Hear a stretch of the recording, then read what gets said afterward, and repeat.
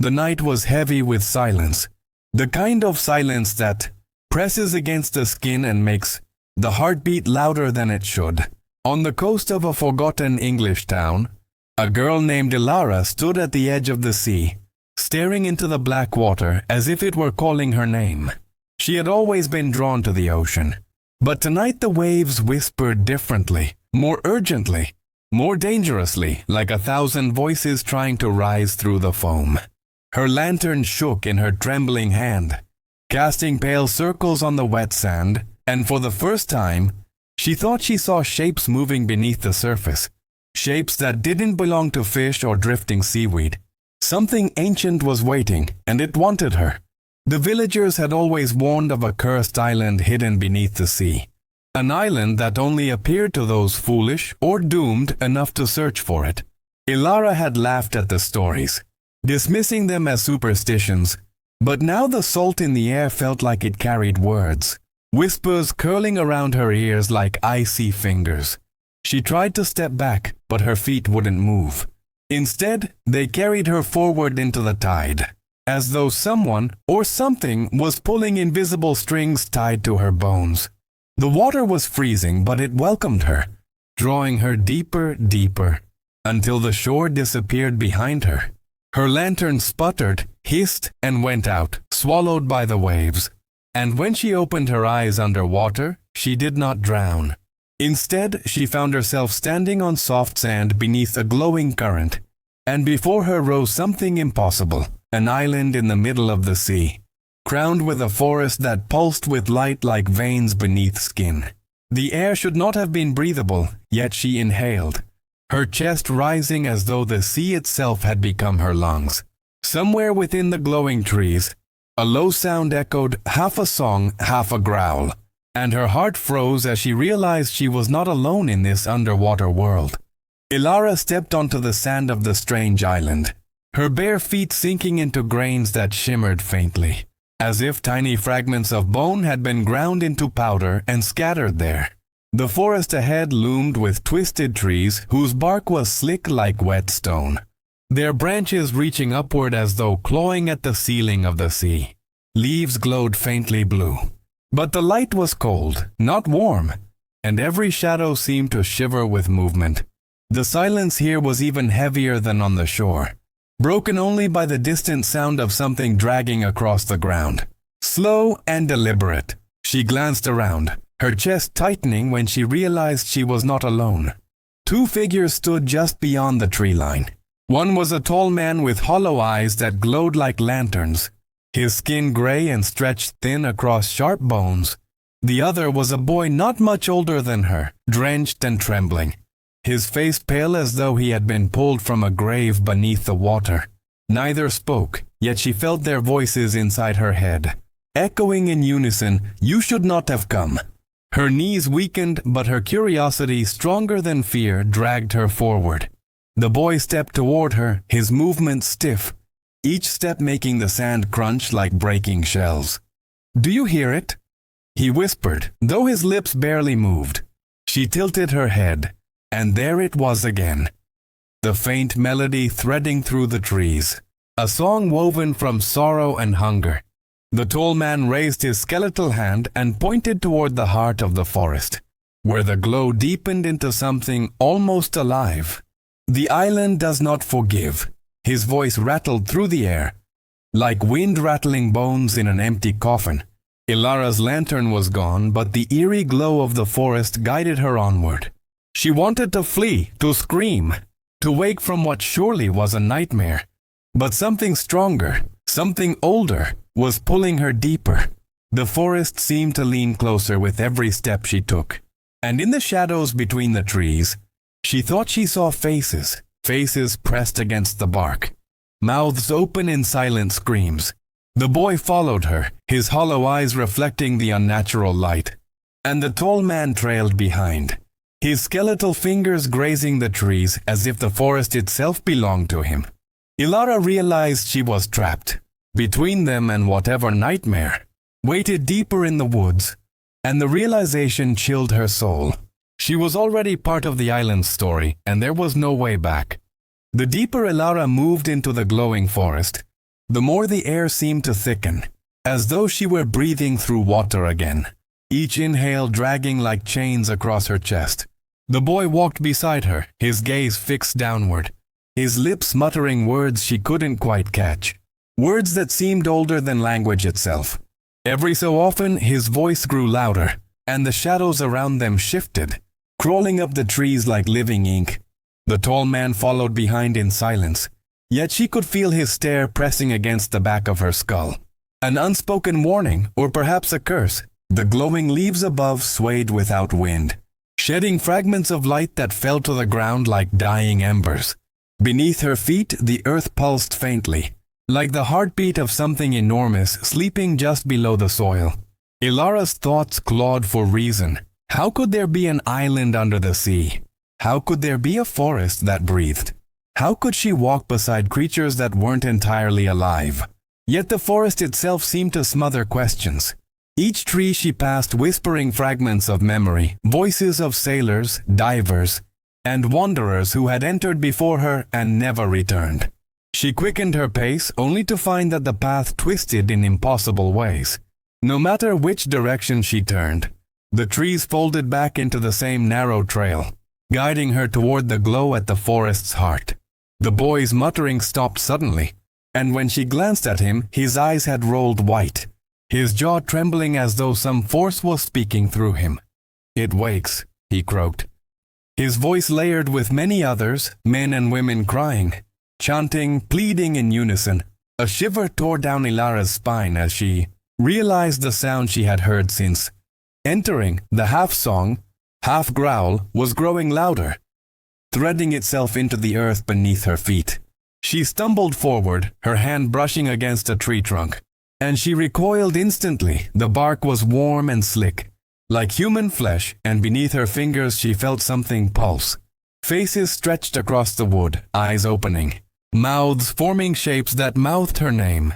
She staggered back, her heart hammering as the tall man raised his skeletal hand once more, pointing toward the pulsing glow. "The island feeds," he whispered, his hollow voice rattling like bones in a crypt. "And it has chosen you." The forest's glow deepened as Ilara pressed on, and the light soon bled into a color she could not name, neither red nor violet, but something that felt wrong to look at, as if it were carved from pain itself. The boy shuffled ahead of her now, his movements jerky, guided by an unseen force, while the tall man drifted behind like a shadow stretched too far from its owner. The path narrowed into a tunnel of trees, their branches knitting overhead, forming a cage that closed tighter with every step. The haunting song was no longer faint. It echoed directly in her skull, vibrating in her bones, unraveling her fear into something stranger, something dangerously close to surrender. Her ears rang, and when she covered them with trembling hands, the sound only grew sharper, as though it were blooming inside her veins. The ground below her feet turned damp, mud sucking at her ankles with every step, and soon the path split into veins of water, tiny streams glowing with the same unholy light. She bent low, staring at the liquid, and gasped when she saw not reflections but faces, hundreds of faces pressed against the glowing surface, eyes rolling, mouths mouthing silent screams that bubbled soundlessly beneath the stream. The boy knelt by the water, dipping his hands into it, whispering a prayer that sounded like drowning. When he lifted his palms, they dripped not with water, but with strands of hair, long and black, coiling like snakes. Ilara stumbled back, her breath tearing from her throat. But the tall man caught her with a grip like iron, his skeletal fingers cold yet burning with some inner fire. "Do not resist," he said, his voice deeper now, threaded with layers of other voices, men, women, children, all speaking at once. Ahead, the trees opened suddenly into a clearing, and there it was, the heart of the island. A great stone altar rose from the earth, slick with moisture, carved with symbols that writhed when she tried to focus on them. Around it, the glowing trees bent inward, as though bowing to the altar itself. Their faces silent now, their eyes fixed on her. The song rose into a howl that shook the ground, and Elara realized with dawning horror that the sound wasn't coming from the forest at all, it was coming from beneath the altar. The altar pulsed like a living heart, its stone surface slick with condensation that smelled faintly of iron and salt, as though it had been drinking from the sea itself. Elara froze at the edge of the clearing, her body trembling as the boy collapsed to his knees before the altar. His arms stretched wide, his mouth opening in a cry that wasn't entirely human. From beneath the stone, the ground cracked, glowing veins spreading outward like lightning trapped in soil.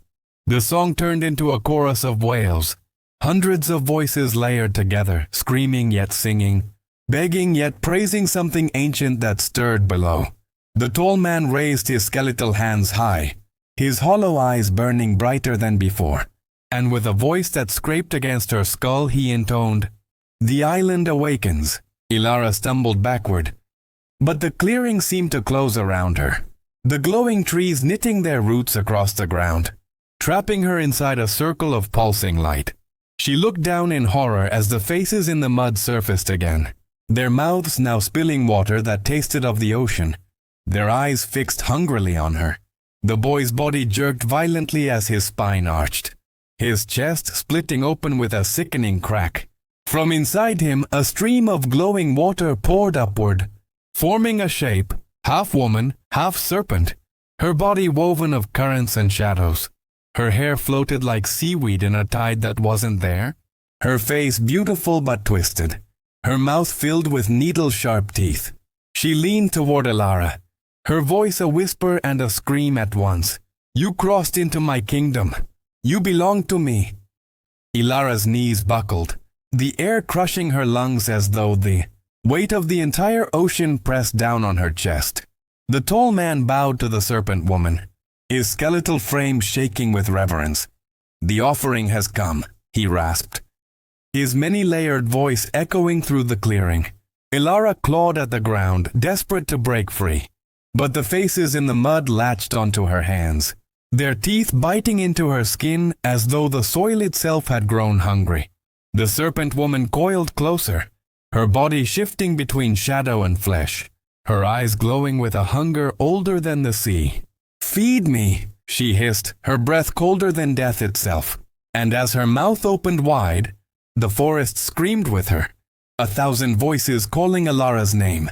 Elara's body shook violently, her breath ragged as the serpent woman's shadow loomed over her, stretching across the glowing forest like a storm cloud. The boy lay motionless now, his body a hollow husk emptied of life, his pale eyes staring blindly at the canopy of twisted branches. The tall man moved closer to the altar, kneeling as though in worship, his skeletal fingers digging into the soil as if to anchor himself to the island's pulse. Elara tried to pull her hands free from the mud, but the faces below tightened their bite, tearing skin, warm blood mixing with the glowing streams that crawled across the ground. Pain flashed white through her skull, but her will burned hotter, a flame refusing to die in the drowning dark. "I don't belong to you," she spat through gritted teeth, her voice trembling but defiant. The serpent woman hissed, her fanged mouth curling into something between a smile and a snarl. "Everything that breathes belongs to the deep. You are nothing but air trapped in a fragile cage." Her body surged upward, towering now, scales glistening like liquid metal, her hair unfurling in endless waves. With each movement, the forest bent toward her, branches creaking, roots trembling as though all life in this drowned world answered to her. Elara's gaze darted toward the altar, the glowing veins spreading faster now, the ground shaking as though something larger still waited beneath. She realized with sickening clarity that the serpent woman was only a herald, not the true master. Her heart pounded, her mind racing for escape. But the circle of trees held firm, their faces staring, their eyes burning with a hunger that mirrored the creature's own. The tall man turned his hollow gaze toward her, his voice a guttural chant, "Submit and the island spares you. Resist and you will be consumed." Elara's fingers, slick with blood, finally tore free from the biting mud. She staggered to her feet, the serpent woman's glow washing over her skin like fire. her ears ringing with voices screaming her name. Yet through the noise another sound pierced, the faintest whisper, like a child's voice hidden beneath the serpent's roar. "Run!" Ilara spun at the whisper, her heart pounding so hard it felt as though it might burst from her chest. The voice was faint but insistent, threading itself through the chaos like a silver thread in a storm. Her eyes darted toward the trees, and for a moment she saw a flicker, a child's silhouette, small and fragile, standing just beyond the glowing trunks, its hand raised as if beckoning her. The serpent woman roared, her scream shaking the clearing, shattering the vision. Yet the echo of the word run still burned in Ilara's ears. She bolted toward the forest's edge, her legs barely obeying, mud clutching at her ankles as the faces wailed beneath her feet. The tall man howled in fury, his hollow eyes blazing, his skeletal arms stretching unnaturally long to seize her. But she ducked beneath his grasp, the sharp wind of his fingers slicing strands of her hair. The serpent woman's coils lashed across the ground, toppling trees, her fangs snapping inches from Ilara's back. "You cannot leave!" The creature shrieked, her voice shaking the roots of the island.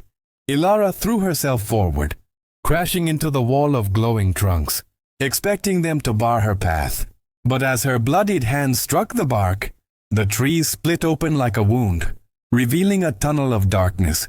She didn't hesitate, she hurled herself inside, the world collapsing into pitch-black silence. For a heartbeat there was nothing, no sound, no light, no pain. Then she felt water rush into her lungs, freezing and crushing her ribs, as though the sea had claimed her after all. She fought against it, thrashing blindly until her hand broke through open air. With a desperate cry, she clawed her way upward, choking, gasping, until she felt sand beneath her palms once more. She collapsed onto the shore of the forgotten town, the lantern she had lost lying beside her, unlit but whole, as though it had never drowned. The ocean stretched before her, calm and silver under the moonlight. No sign of islands, forests, or monsters. Yet her body bore the proof.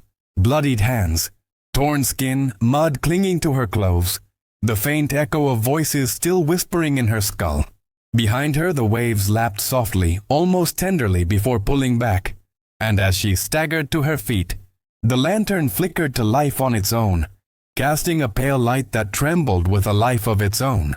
From the sea came one final sound, so faint it could have been imagined, a child's whisper, echoing across the tide. "You didn't escape. You were released."